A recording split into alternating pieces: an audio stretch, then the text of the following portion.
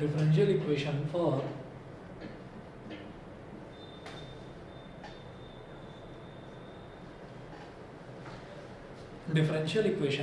for SHM. इसमें note करें, in SHM the restoring force acting on the particle is proportional to its displacement.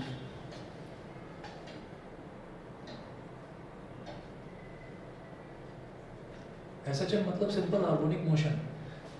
Simple harmonic motion का एक basic जो है एक बेसिक फॉर्मूला होता है, F is equal to minus k x. वो अभी आपको मैं शॉर्ट में बता दूंगा. In SHM the restoring force acting on the particle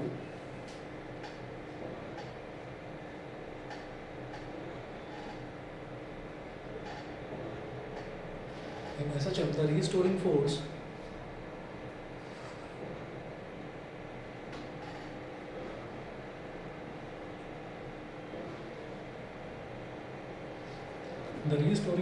acting on the particle is proportional to its displacement.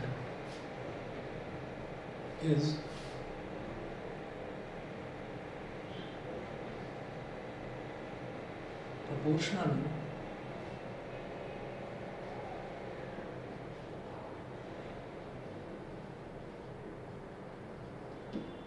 proportional to its displacement, that is F is equal to minus k x. ठीक है. क्या होता है कि जैसे मान लीजिए हमने अगर मान लो हम अगर सिंपल हार्मोनिक मोशन की बात करते हैं, तो जहाँ पर कोई एक बॉडी अपनी एक मीन पोजीशन के टू एंड फ्रो या बैक एंड फोर्थ बोलिए ऑसिलेट करती है. जैसे ये यहाँ पर आ गया पेंडुलम, फिर यहाँ पर, मतलब ये इसकी पोजीशन थी, हमने थोड़ा सा इसको खींचकर हमने छोड़ दिया, फिर ये ऐसे गया आगे, फिर ये वापस अपनी मीन पोजीशन से होता हुआ फिर ये पीछे गया. फिर जब ये इस तरीके से ऑसिलेट करने लगता है, तो यहाँ पर हम ये कहते हैं कि जब ये बॉल जो है जब ये आगे की तरफ जाती है, तो उस टाइम इसकी टेंडेंसी होती है कि ये वापस अपनी मीन पोजीशन पर आए. तो रीस्टोरिंग फोर्स इस पर एक एक्ट करता है. रीस्टोरिंग फोर्स का मतलब क्या है कि एक ऐसा फोर्स एक्ट करता है जो इसको पीछे की तरफ खींचता है. तो वो फोर्स डिस्प्लेसमेंट के डायरेक्टली प्रोपोर्शनल होता है. डिस्प्लेसमेंट क्या है कि मीन पोजीशन से ये कितना डिस्प्लेस हो गया, डिस्प्लेसमेंट के डायरेक्टली प्रोपोर्शनल होता है. तो वो रीस्टोरिंग फोर्स, क्योंकि बॉल जा रही है यहाँ से यहाँ, रीस्टोरिंग फोर्स इसको पीछे खींच रहा है, तो इसका मतलब क्या है कि जब उसका डायरेक्शन पीछे की तरफ हो गया, फोर्स जो उस पर एक्ट कर रही है रीस्टोरिंग फोर्स, तो दैट्स वाई मैंने यहाँ पर ये नेगेटिव साइन लगाया है. अच्छा, के जो है ये प्रोपोर्शनलिटी कांस्टेंट होता है. तो हमने अभी तक कल की क्लास में हमने ये चीज़ देखी थी, बहुत ज़्यादा डिटेल में नहीं था, बस इतना ही था, यही देखा था.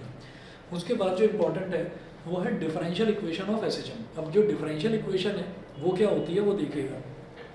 डिफरेंशियल इक्वेशन फॉर SHM, इसमें आप नोट करें, the negative sign shows that F and X are oppositely directed.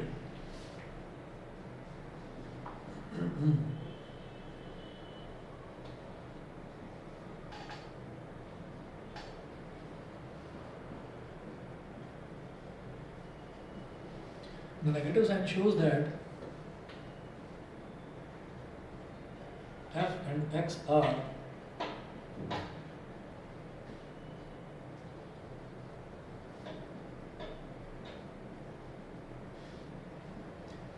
X are oppositely directed. समझ गए भाई. डिस्प्लेसमेंट इसका मीन पोजीशन से होगा, तो डिस्प्लेसमेंट का डायरेक्शन तो ये हो गया x का डायरेक्शन. ठीक है. और जो इस पर रीस्टोरिंग फोर्स जो इसको पीछे की तरफ एक्ट कर रही है, रीस्टोरिंग फोर्स जो इसको रीस्टोर करना चाहती है ओरिजिनल पोजीशन में, वो पीछे की तरफ एक्ट कर रही है, इसको पीछे खींच रही है. तो इसीलिए हमने कहा कि एक आगे की तरफ है, एक पीछे की तरफ है. तो F को हमने पॉजिटिव लिया, तो अगर इसको भी पॉजिटिव बनाना है, इसकी डायरेक्शन अगर पलटनी हो तो नेगेटिव करना पड़ेगा, इसीलिए हमने इस पे आगे माइनस साइन लगाया है. ठीक है. अब आप ये देखें, इसके बाद आप नोट करें, by Newton's second law, bye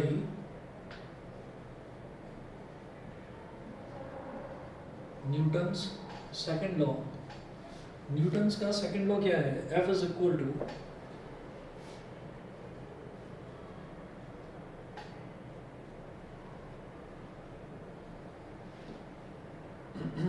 m into a mass into acceleration. अच्छा, एक्सेलरेशन क्या होता है ये आपको पता होगा कि जो वेलोसिटी है वेलोसिटी को अगर डिस्प्लेसमेंट x है तो वेलोसिटी को हम बोल देते हैं dx by dt।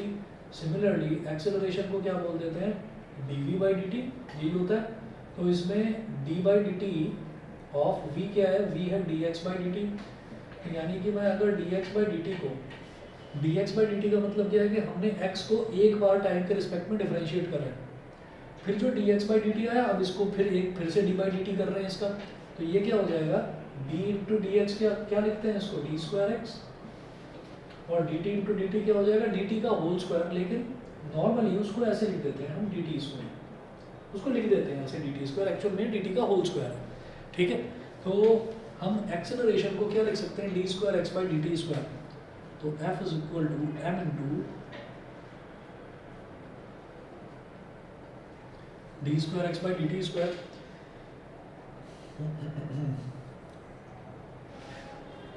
इसको बोलिए इक्वेशन नंबर 1 और इसको बोलिए इक्वेशन नंबर 2, इक्वेशन 1 और इक्वेशन 2 ये हो गया। अब आप ये कहेंगे कि on comparing equation 1 and 2 we gate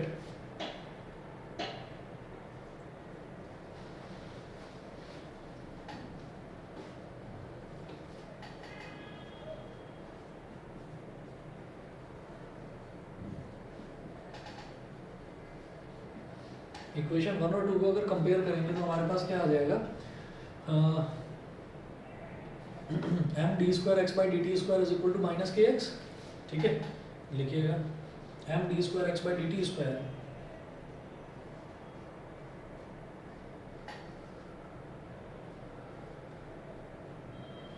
is equal to minus k x. भाई यहाँ पर फोर्स इसके बराबर और एक्चुअल में by Newton second law force इसके बराबर। यहाँ से मैं क्या बोलूँगा कि मैं d square x by d t square की वैल्यू ले लूँगा।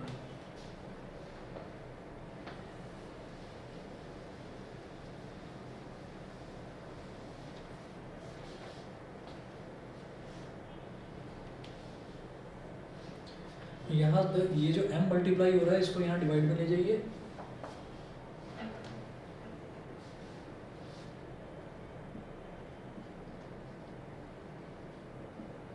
D square x by d t square is equal to minus k upon m into x, ये हो गया, ठीक है। उसके बाद आप इसको नोट करें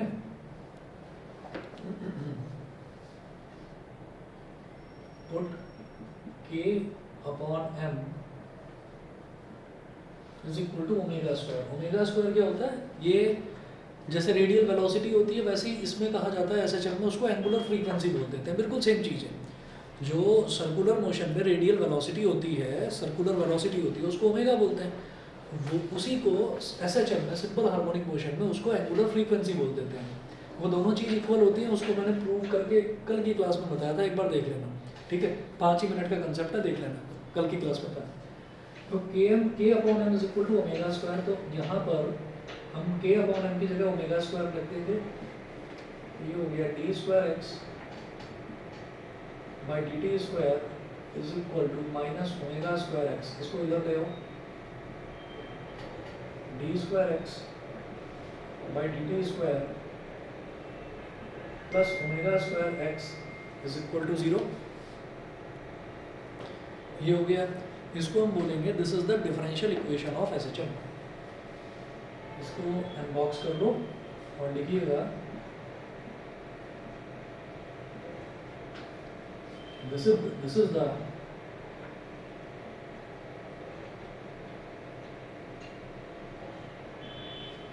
differential equation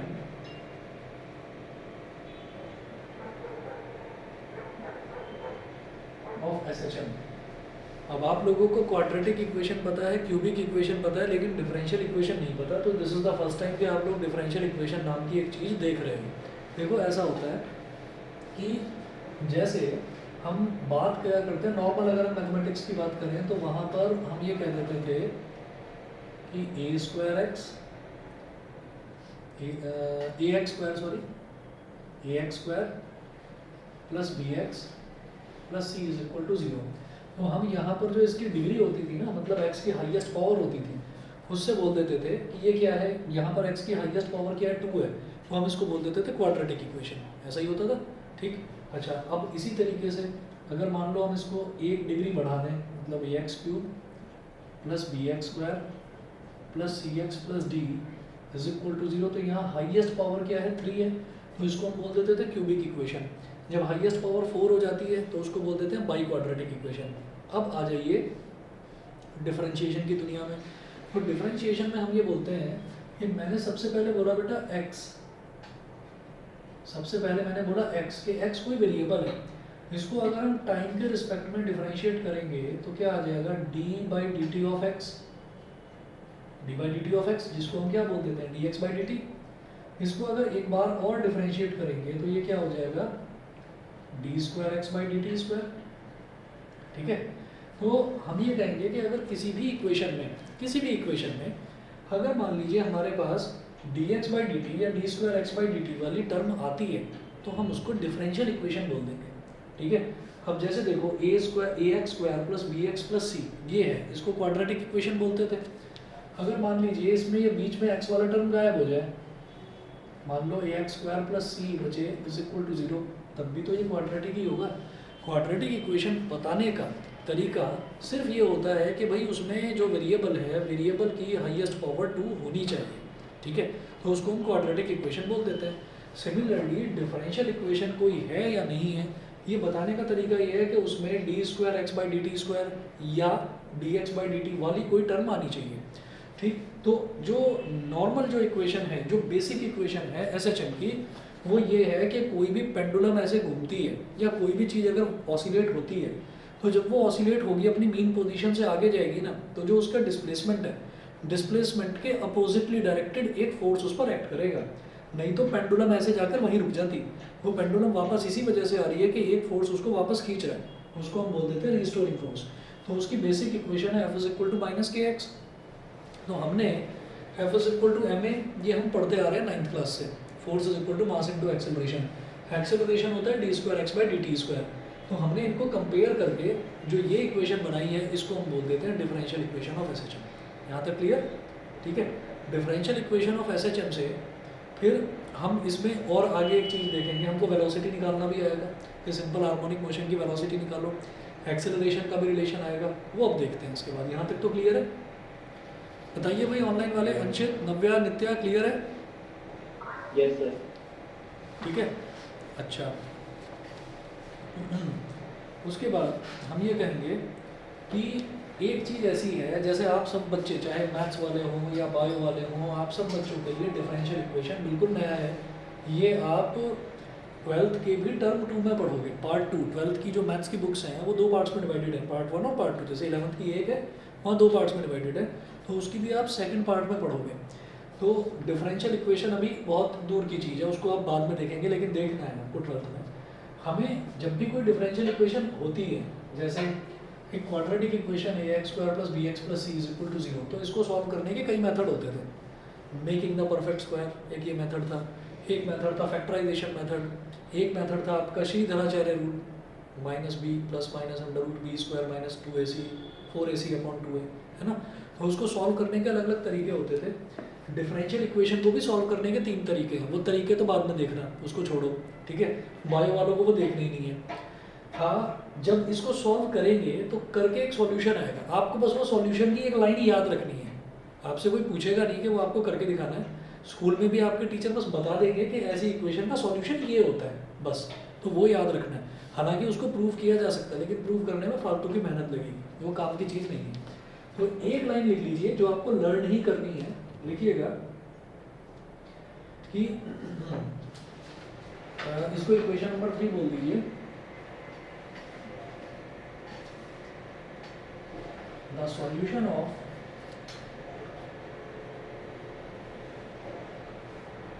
differential equation, the solution of differential equation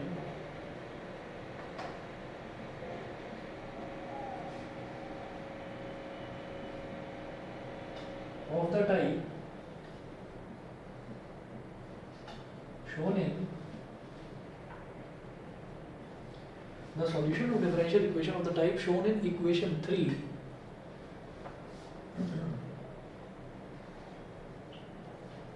shown shown in equation 3 will be x is equal to a cos omega t plus phi naught, will be x is equal to a cos omega t plus phi naught, a cos omega t plus phi naught, बस लिख लो इसको और अभी 2 minute में समझ जाएंगे कि ये ओमेगा टी फाई नॉट वगैरह ये क्या लिख दिया इतना सब कुछ। ए भी बताता हूँ, देखिएगा। अब इसमें जैसे मान लो हमारा ये पेंडुलम है, पेंडुलम की ये हो गई मेन पोजीशन, मतलब अगर इसको आप छेड़ोगे नहीं तो ये चुपचाप ऐसे मतलब यहाँ पर इस तरीके से सस्पेंडेड रहेगा, लटका रहेगा। अब मैंने बोला कि हमने इसको पकड़कर ऐसे खींच दिया थोड़ा सा, कितना एंगल, यहाँ बोलिएगा फाई नॉट, फाई के नीचे छोटा सा 0 लगा दीजिए, उसको बोल देते हैं फाई नॉट। ठीक, हमने ऐसे ही पकड़ रखा है इसको, तो हम ये कहेंगे क्या ये इसकी मीन पोजीशन, हम कहेंगे नहीं, ये तो हमने पकड़ रखा है इस तरीके से। तो इसका मतलब क्या है कि this phi naught is called initial phase of this simple pendulum. मैं उसको छोड़ ही नहीं रहा हूँ, मीन पोजीशन पर लाने ही नहीं दे रहा हूँ, मैं इसको यहाँ पकड़ रहा हूँ। तो यहाँ पर इनिशियली ये मीन पोजीशन पर नहीं था, इनिशियली ये यहाँ पर था। फिर आपने क्या करा, अब आप ये कहेंगे कि अब आप इसको जरा खींचिए। आपने कहा कि चलो भाई कितना खींचे, हमने कहा आपकी मर्जी जितना आपको खींचना, पर ऐसा मत कर देना कि रिजिड सपोर्ट के ऊपर ही ले जाओ उसको, थोड़ा सा आगे एक्सटेंड कर दो उसको। तो हमने कहा कि हम इसको यहाँ तक ले आए ऐसे, तो अब कितना एंगल होगा, ओमेगा टी, ये एंगल होगा ओमेगा टी। ये हम जानते हैं कि ओमेगा क्या होता है, ओमेगा होती है रेडियल वेलोसिटी, थीटा होता है एंगुलर, शॉर्ट में लिख रहा हूँ DISP डिस्प्लेसमेंट, और स्मॉल टी होता है टाइम टेकन। तो डिस्प्लेसमेंट क्या होता है, वेलोसिटी अपॉन टाइम टेकन, चाहे वो रेडियल हो चाहे फिर वो लीनियर हो, एक ही बात है। ठीक है, फॉर्मूला वही लगेगा। तो ये जो है हमारा velocity omega is equal to displacement upon time taken. तो ओमेगा टी का मतलब क्या है, ओमेगा टी का मतलब थीटा ही तो है, थीटा मतलब एंगल। ठीक है, तो इनिशियली जो एंगल था, अब याद रखना कि बार बार ना एक शब्द मैं बोलूँगा, फेज, ये हम बोलते रहेंगे। तो फेज को सुनकर घबराने की जरूरत नहीं है। सिंपल हार्मोनिक मोशन में जो एंगल बनता है उसको फेज बोल देते हैं, एंगल जो बनता है उसको फेज बोल देते हैं। सिंपल हार्मोनिक मोशन में फेज क्यों बोलते हैं कि एक बार आपका पॉजिटिव फेज होगा, एक बार आपका negative phase, positive phase negative phase, positive phase negative phase, वो कभी भी कंप्लीट करके घूमकर वो 360 डिग्री तक का एंगल नहीं बना पाएगा। ठीक है ना, तो उसका जो एंगल है वो लिमिटेड है, तो उसको हम फेज बोल देते हैं। अब देखिएगा कि जैसे ये इनिशियली कितने एंगल पर था, कितने फेज पर था, फाई नॉट पर, तो phi naught is called initial phase. और ये जो ओमेगा टी है, ये ओमेगा टी क्या है, ये ओमेगा टी है कि अब फाइनली इसका ये हो गई वैल्यू कि आपने इसको ओमेगा टी आगे एक्सटेंड कर दिया। ठीक, तो अब इसका मीन पोजीशन से angular displacement theta, mean position से एंगुलर डिस्प्लेसमेंट कितना हो गया, omega t plus phi naught. समझ गए, omega t plus phi naught. तो उसका कॉस क्यों निकाला जाता है ये मैं तब बताऊंगा जब SHM को हम सर्कुलर मोशन से कंपेयर करेंगे। ठीक है, कॉस इस वजह से निकाला जाता है क्योंकि कॉस होता है हॉरिजॉन्टल कंपोनेंट। एक शॉर्ट में बता देता हूँ एक चीज़ आपको, अगर स्कूल में ये चैप्टर कराया होगा तो उसमें एक चीज़ बताई गई होगी आपको, प्रोजेक्शन। प्रोजेक्टाइल मोशन से थोड़ा सा अलग है। प्रोजेक्टाइल मोशन में जो प्रोजेक्शन होता है वो तो उसको बोलते हैं फेंकना, और यहाँ पर जो प्रोजेक्शन है वो थोड़ी सी अलग चीज़ है। देखो ऐसे होता है कि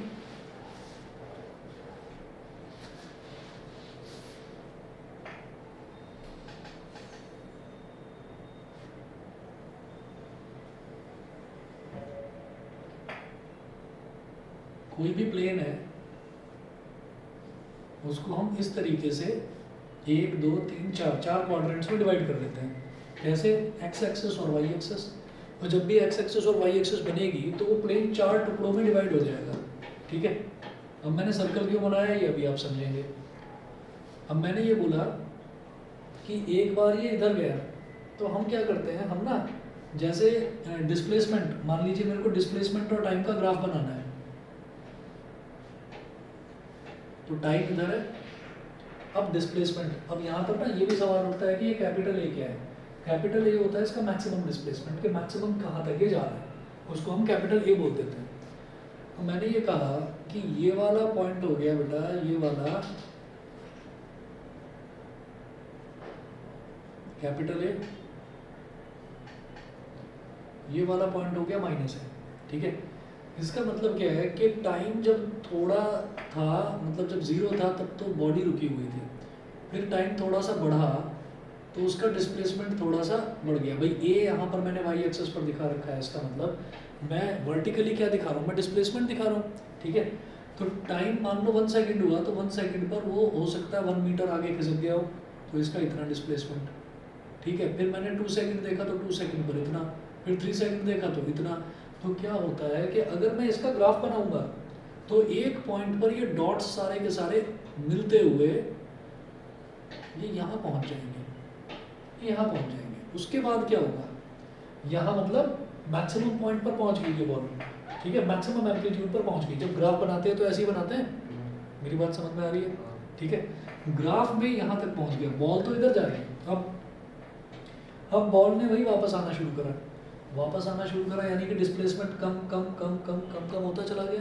तो अब इसका डिस्प्लेसमेंट कम कम कम कम होते हुए जैसे ही ये मीन पोजीशन पर आएगा, क्योंकि डिस्प्लेसमेंट कैलकुलेट ही मीन पोजीशन से करा जाता है, तो डिस्प्लेसमेंट कितना हो गया, 0। तो इसलिए आप ये देखेंगे कि डिस्प्लेसमेंट कितना हो गया, वाई एक्सेस में अब मैं ऊपर नीचे कहीं नहीं हूँ, मैं यहाँ पर आ गया हूँ। तो if I am on x axis तो वाई की वैल्यू 0, यानी कि आपका डिस्प्लेसमेंट 0। तो पहले वो अपनी हाईएस्ट पॉइंट पर पहुंचा जहाँ पर उसका मैक्सिमम एम्पलीट्यूड कितना था, ये था, ठीक है। फिर वो नीचे आया, नीचे आने के बाद में फिर अब ये पिछली डायरेक्शन में जा रहा है, तो पिछली डायरेक्शन का मतलब ये है कि ये ऐसे होगा। डिस्प्लेसमेंट अब आपका कहाँ जाएगा, नेगेटिव में जाएगा, समझ रहे हैं। अगर मेरा ये वाला जो है ये पॉजिटिव हाफ साइकिल बोलूँगा तो बेटा ये वाली क्या हो जाएगी, नेगेटिव हाफ साइकिल, ठीक। तो ये ऐसे और ऐसे करके ये ऐसे वेव बन जाएगी। इसी वजह से ये जो टॉपिक है, ऑसिलेशन हो रही है ना, ऑसिलेशन हो रही है, ऑसिलेशन बनने के बाद में ये जो ग्राफ बना है, इस ग्राफ को हम क्या बोलते हैं, अगर याद करो 9th क्लास का, तो लॉन्गिट्यूडिनल वेव और ट्रांसवर्स वेव्स पढ़ी थी, है ना, जिसमें ऊपर वाले पोर्शन को क्रेस्ट बोल देते थे, नीचे वाले पोर्शन को ट्रफ बोल देते थे ट्रांसवर्स वेव में। ये ट्रांसवर्स वेव ही तो है। इसी वजह से ऑसिलेशन और वेव को साथ साथ पढ़ा जाता है। ऑसिलेशन होगी तब वेव जनरेट होगी, ऑसिलेशन नहीं होगी तो वेव जनरेट नहीं होगी।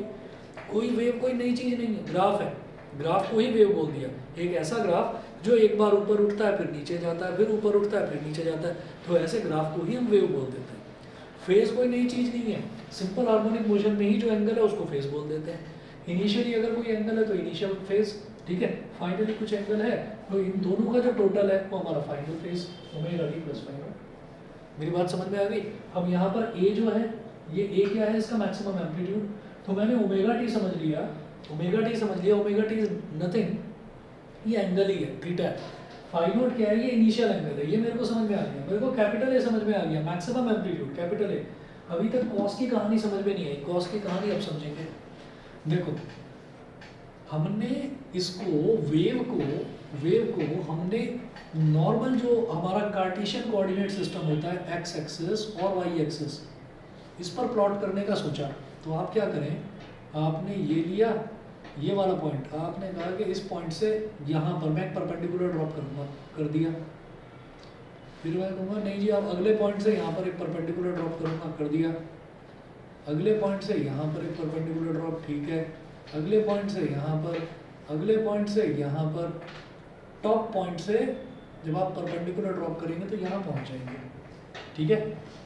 उसके बाद फिर नीचे वाला पॉइंट आया, भाई ग्राफ तो यहाँ से ऐसे बढ़ा, फिर नीचे वाले पॉइंट से आप देखेंगे तो इसके इसी के अलोंग दिस लाइन एक लाइन ऐसे जाएगी यहाँ पर, फिर एक लाइन ऐसे जाएगी तो यहाँ पर, एक लाइन ऐसे जाएगी तो यहाँ पर। तो इससे क्या समझ में आता है, इससे ये समझ में आता है कि ये जो आप यहाँ पर पॉइंट्स बनाते जा रहे हैं ये सारे के सारे इस क्वाड्रेंट वाले सर्कल पर लाई कर रहे हैं। तो दिस इज हाउ जो आपका SHM है और सर्कुलर मोशन है वो इस तरीके से रिलेटेड है, इस तरीके से SHM और सर्कुलर मोशन रिलेटेड है। अब हम ये कहेंगे कि भाई हमें यहाँ पर एक चीज़ दिखाई देती है कि मैं कितने भी पॉइंट देखूँ, ये वाला ये वाला ये वाला ये वाला ये वाला ये वाला, इनको स्टडी तो मुझे एक्स पर ही करना है, because I am talking about displacement. ठीक है, तो मैं एक्स की बात करूँगा, तो जब हम एक्स पर स्टडी करेंगे तो जो ये हॉरिजॉन्टल जो कंपोनेंट होता है इसको क्या बोलते हैं, इसको कॉस ही तो बोलते हैं। इसी वजह से यहाँ पर कॉस लिया गया है, इसी वजह से यहाँ पर कॉस लिया गया, क्योंकि अगर मैं SHM को जब भी हम पढ़ेंगे SHM, तो कोई भी बच्चा शुरुआत में SHM को एकदम से सीधे सीधे नहीं पढ़ सकता, उसको समझना ही पड़ेगा, उसको लीनियर से कंपेयर करके समझना ही पड़ेगा। तो पता है इसको क्या बोलते हैं, यहाँ से आपने क्या करा, इस SHM की आपने वेव बना ली। वेव बनाना तो कोई बड़ी बात नहीं है, आपने ग्राफ बनाया है, ठीक है। फिर इस ग्राफ को जो आपने प्रोजेक्ट करके दिखाया है ना यहाँ पर, इसी प्रोसेस को प्रोजेक्शन बोल देते हैं, इसी प्रोसेस को हम प्रोजेक्शन बोल देते हैं। यहाँ तक समझ में आ गया, ठीक है। तो कॉस क्यों लिया है ये क्लियर, कैपिटल ए क्या है, मैक्सिमम इसका डिस्प्लेसमेंट, ओमेगा टी क्या है, थीटा, ठीक है, और फाई नॉट क्या है कि इनिशियली हमने उसको किसी एक एंगल पर होल्ड करके रखा हुआ है, तो उसको हम इनिशियल फेज बोल देते हैं। बताइए बेटा सभी को क्लियर है, ऑनलाइन वाले बच्चे बताएं। Yes sir. ठीक है, नव्या नित्या क्लियर है। अच्छा नित्या, एग्जाम्स कब से हैं तुम्हारे?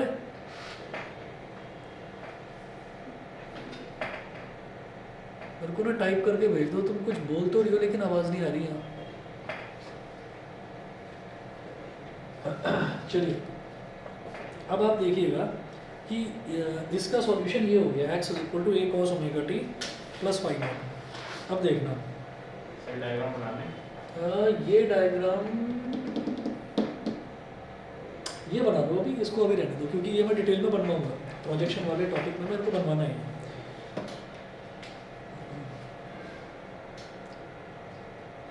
अच्छा फिजिक्स का कब है, 17 को?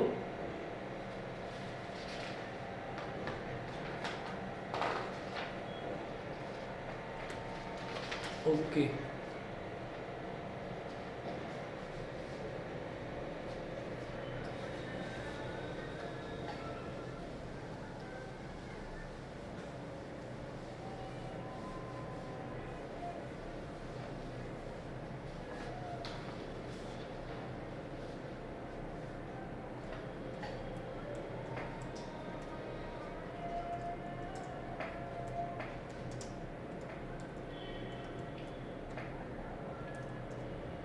सर नहीं, प्रोबेबली ऑफलाइन ही होंगे sir.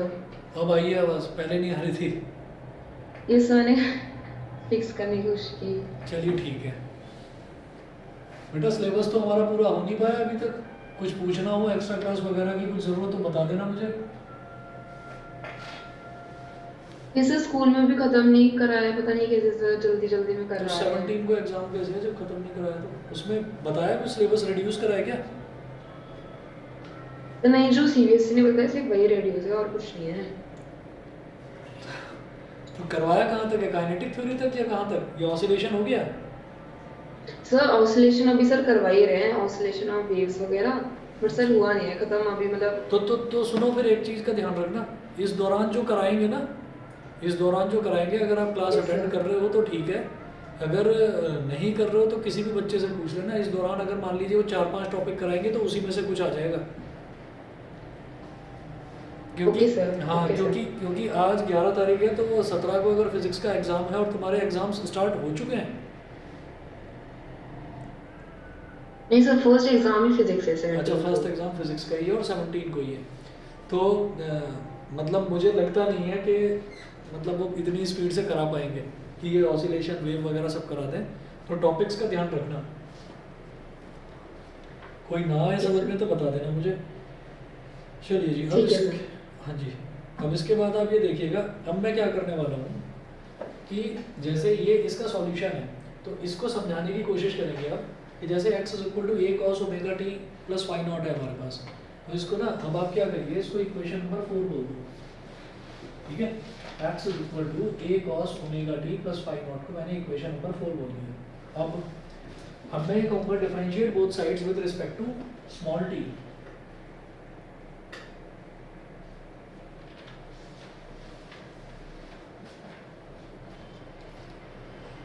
differentiate both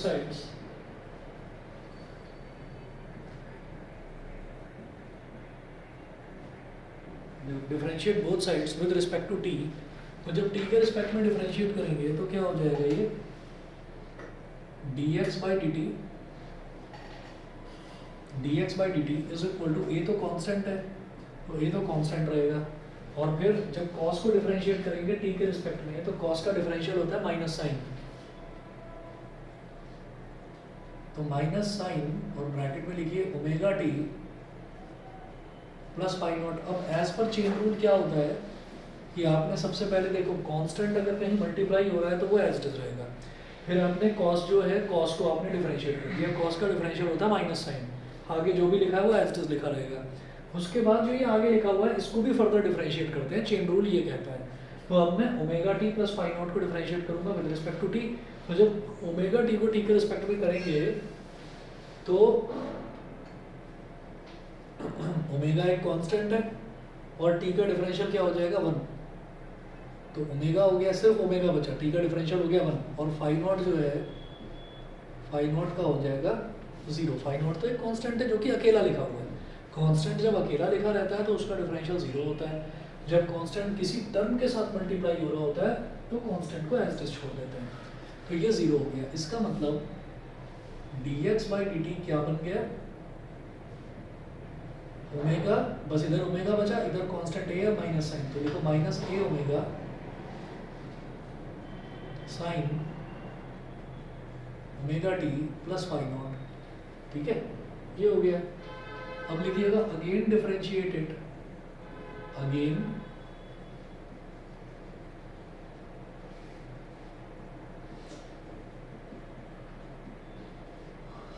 differentiated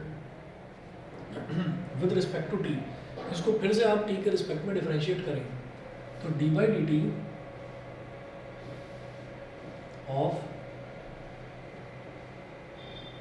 D x by d t is equal to, इसको फिर से करें तो जब फिर से करेंगे तो क्या हो जाएगा माइनस ए ओमेगा, तो कांस्टेंट है तो माइनस ए ओमेगा रहेगा बेटा एज इट इज, और साइन का डिफरेंशियल क्या होता है कॉस, तो लिखो cos omega t plus pi not, ये हो गया। और जब omega t plus pi not को फिर से डिफरेंशिएट करेंगे तो जैसे यहाँ पर भी omega t plus pi not को फिर से डिफरेंशिएट करा था तो ओमेगा आ गया था, तो यहाँ भी ओमेगा आएगा। अब इस ओमेगा को यहाँ मल्टीप्लाई कर दो, अच्छा डी बाई डी टी और d x by d t क्या होगा d square x by d t square minus a omega into omega क्या हो गया माइनस ए ओमेगा स्क्वायर और cos omega t plus phi naught, ठीक है। अब ये जो minus a omega square cos omega t plus phi naught है, तो यहाँ पर आप ये देखिए कि a cos omega t plus phi not ये क्या है, ये तो एक्स है ना, ये तो एक्स है, तो आप क्या कहेंगे, आप इसको ऐसे लिखो d square x upon d t square is equal to minus omega square into a cos omega t plus phi naught. अब a cos omega t plus phi naught, a cos omega t plus phi naught क्या है small x, तो d square x by d t square is equal to minus omega square x, minus omega square x को इधर ले आओ तो d square x by d t square plus omega square x is equal to 0 which is same as equation 3, बिल्कुल equation 3 के जैसा ही तो आ गया, सेम आ गया। इसका मतलब x is equal to a cos omega t plus phi naught, इसका एक सॉल्यूशन है, ठीक है। तो ये चीज़ प्रूव करने के लिए आ जाती है कि आप पहले ये बताएं डिफरेंशियल इक्वेशन ऑफ एसएचएम क्या है, और फिर ये प्रूव करिए कि x cos x is equal to a cos omega t plus phi naught वो इसका एक सॉल्यूशन है, ठीक है। तो आपने क्या करा, आपने इसको फर्दर डिफरेंशिएट करा, डिफरेंशिएट करके वापस यही आ गया, तो यही आ गया, तो हमने कहा कि जो हमने लिया है बिल्कुल ठीक लिया है, ठीक। तो आप एक लाइन लिख लीजिए, ये मिटा रहा हूँ यहाँ पर मैं।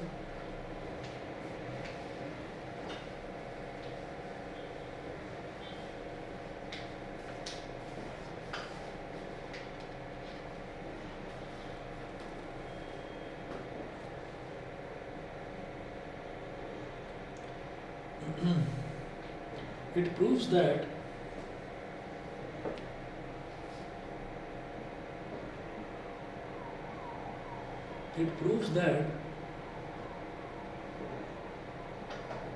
x is equal to a cos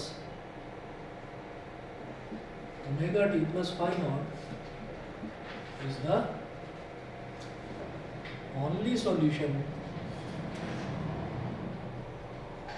of equation 3। Equation 3 हमारी डिफरेंशियल इक्वेशन कहलाती है। तो ये इसका एक अकेला सॉल्यूशन है। अब नोट करें आप टाइम पीरियड ऑफ SHM। अब नोट करिएगा बेटा टाइम पीरियड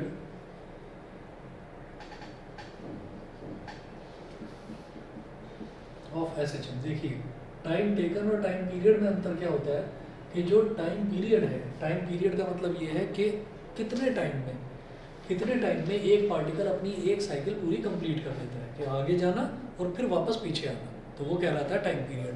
तो अब मैं इसका SHM का टाइम पीरियड कैलकुलेट करना देखूंगा कैसे कैलकुलेट करते हैं। नोट करें इसमें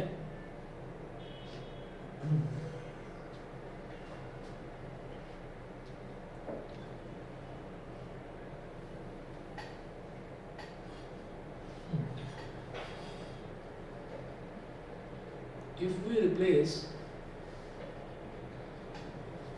we replace small t by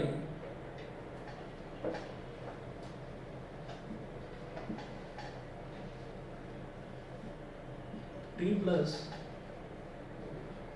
2 pi upon omega, if we replace small t by t plus 2 pi upon omega in equation 4,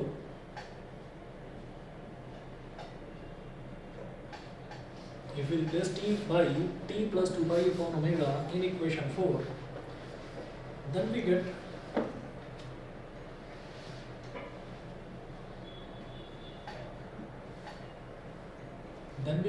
x is equal to a cos, अब बड़ा bracket लगाओ ओमेगा, और जो small t है small t की जगह ये लिख दो t plus 2 pi upon omega, t plus 2 pi upon omega और plus phi naught, plus phi naught। x is equal to a cos omega into T क्या हो जाएगा omega T, omega into 2 pi upon omega, तो omega से omega cancel out हो गया, ये हो गया 2 पाई और प्लस फाई नॉट, ये हो गया। अब इसमें क्या करिए 2 पाई को पहले ले आओ, आप लिखें x is equal to a cos 2 pi plus omega t plus phi naught, ठीक है। अभी दिमाग में ये सवाल आ रहा होगा कि t को t plus 2 pi upon omega से रिप्लेस क्यों करा है, अभी बताऊंगा। अब आप ये देखिएगा कि हम ये जानते हैं 2 पाई का मतलब, पाई का मतलब होता है 180 डिग्री, ठीक है। तो 2 पाई का मतलब हो गया 360 डिग्री। अगर 360 डिग्री में किसी भी एंगल को, दुनिया के किसी भी एंगल को ऐड करते हैं तो फिर वो वापस उसी फर्स्ट क्वाड्रेंट में आकर उसको रख देता है, ठीक है। तो किसी में भी आप जैसे मान लीजिए 0 डिग्री है, 0 डिग्री है तो साइन 0 डिग्री की वैल्यू 0 होती है, उसमें 360 ऐड कर दो, 0 में 360 ऐड कर दो तो क्या हो गया 360, 0 प्लस 360 मतलब 360, तो साइन 360 की वैल्यू भी 0 ही होगी, ठीक है।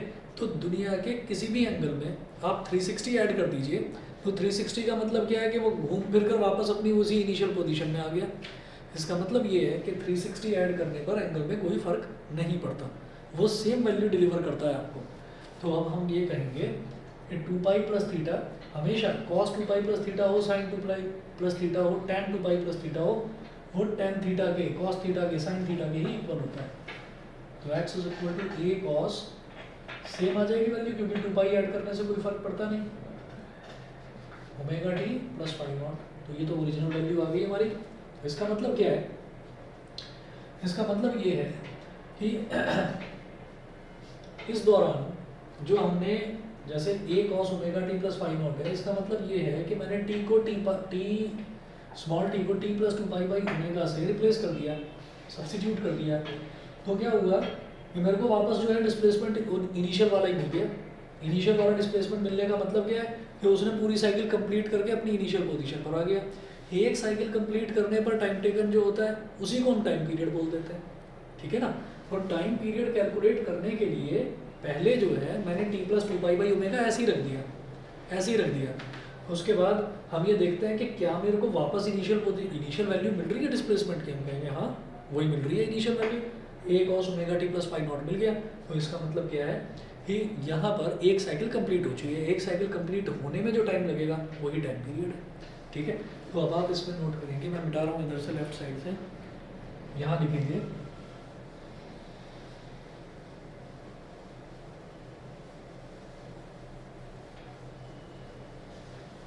इसमें जो मैंने बताया है इसी चीज़ को आप नोट कर लीजिए। It implies that the motion repeats itself after a time interval. It implies that, ये इसका मतलब होता है it implies that the motion repeats itself after a time interval of 2 pi upon omega.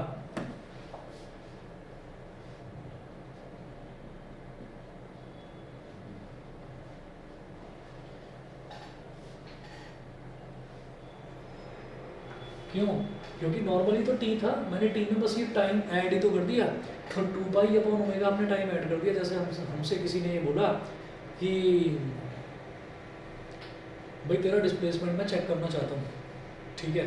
अब मैं कर क्या रहा हूँ, मैं एक सर्कल के चारों तरफ चक्कर काट रहा हूँ, या चलो छोड़ो, मैं एक बार आगे जाता हूँ एक बार पीछे जाता हूँ, एक बार आगे पीछे एक ही पोजीशन से, ये सेंट्रल पॉइंट है रूम का, मैं थोड़ा सा आगे जाता हूँ थोड़ा सा पीछे जाता हूँ। तो कोई बोलता है कि चलो तुम्हारा डिस्प्लेसमेंट चेक करते हैं कि तुम्हारा डिस्प्लेसमेंट क्या होगा। तो आप एक अपना आपका डिस्प्लेसमेंट हम चेक करेंगे तो डिस्प्लेसमेंट की कोई इक्वेशन तो होगी। तो हमने कह दिया कि हाँ चलो मेरी डिस्प्लेसमेंट की इक्वेशन है x = 2t, x मेरा डिस्प्लेसमेंट और 2t का मतलब क्या है, 2t का मतलब ये है कि टाइम अगर 1 सेकंड है तो 1 सेकंड में मैं 2 मीटर चल जाऊँगा, 2 मीटर चला जाऊँगा 1 सेकंड में, ठीक है। तो उन्होंने कहा चलो ठीक है 2t है, अच्छा तो ये हमारी इक्वेशन हो गई, हमारे मोशन की इक्वेशन हो गई। 3 सेकंड में हम 2 × 3 6 मीटर चले जाएंगे, तो ऐसी हमारी कुछ इक्वेशन थी। तो उन्होंने कहा कि अब हम आपको ना 5 सेकंड एक्स्ट्रा देते हैं, हम आपको 5 सेकंड एक्स्ट्रा देते हैं, तो तब तुम्हारा डिस्प्लेसमेंट चेक करेंगे। तो 5 सेकंड एक्स्ट्रा देने का मतलब क्या है कि 2 × t + 5, t तो नॉर्मल टाइम था, ठीक है, स्मॉल टाइम था कि जो भी आप इंस्टेंटली कोई भी टाइम डालो 1 सेकंड 2 सेकंड 3 सेकंड, उन्होंने कहा 5 सेकंड एक्स्ट्रा देते हैं। 5 सेकंड एक्स्ट्रा देने के बाद मेरी पोजीशन वही जो इनिशियल थी पोजीशन। तो इन्होंने कहा अच्छा बेटा इसका मतलब 5 सेकंड के बाद तुम वापस अपनी इनिशियल पोजीशन पर आ रहे हो, ठीक है। तो ये जो है इस चीज़ से ये पता चलता है कि हमारा टाइम पीरियड क्या है, हम कितने टाइम पीरियड के बाद वापस अपनी इनिशियल पोजीशन पर आ रहे हैं। तो यहाँ से ये पता चल गया कि 2 pi by omega time period होता है SHM में, ठीक है। अच्छा आप नोट करेंगे therefore t is equal to 2 pi upon omega, therefore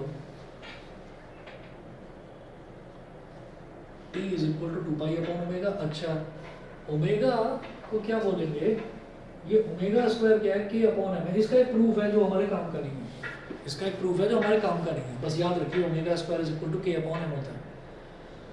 तो भाई फिर यहाँ पर ओमेगा क्या हो जाएगा, t is equal to 2 pi into 1 upon omega है ना, ओमेगा का रेसिप्रोकल। तो ओमेगा क्या होगा, ओमेगा होगा under root k upon m, omega का रेसिप्रोकल क्या होगा under root m upon k, ठीक। तो 2 pi under root m upon k, 2 pi into under root m upon k, इसको लिख लीजिए t is equal to 2 pi into mass जो है, मास को ना इनर्शिया फैक्टर भी बोल देते हैं, इनर्शिया फैक्टर, और जो के है के को स्प्रिंग फैक्टर भी बोल देते हैं। तो ये भी ऐसे भी याद कर सकते हैं, इसको ऐसे भी याद कर सकते हैं। अगर किसी बॉडी में मास होता है तभी इनर्शिया डेवलप कर सकता है। मास अगर जितना कम होगा तो कोई बहुत भारी आदमी है, दौड़े जा रहा है, उसको कोई कह दे कि भाई रुक जाओ, एकदम से ज़बरदस्ती रोका जाए तो वो अपने वजन की वजह से घिसटता चला जाएगा आगे। और कोई हल्का फुल्का सा है तो फटाफट रुक जाएगा वहाँ पर। तो मास को इसीलिए बोला जाता है इनर्शिया फैक्टर। अच्छा, के होता है स्प्रिंग फैक्टर। ये वही है जो हमने स्प्रिंग कांस्टेंट पढ़ा था, वो उसी की तरीके से काम करता है ये भी। अच्छा, इतना कर लीजिए। इतना करने के बाद में फिर हम देखेंगे अगला जो मैं कल आपको करवाऊंगा। कल मोस्ट प्रोबेबली जब आपकी क्लास में लूँगा तो मैं आपको बता दूंगा। कल जैसे सैटरडे तो मैं एक एक्स्ट्रा क्लास लेना चाह रहा था फिजिक्स की। किस टाइम फ्री रहते हैं? कोई और ट्यूशन वगैरह होगा? किस टाइम होता है? स्कूल तो नहीं होगा ना कल? नहीं सर। हाँ, तो बता दीजिए टाइमिंग्स। तो कोई भी चलेगा। कुछ भी। सर 6:30 से 7:30 बल्कि 8 बजे तक तो है। हाँ, मैं उससे पहले ही कुछ ऐसा रखूँगा ना टाइम। अच्छा,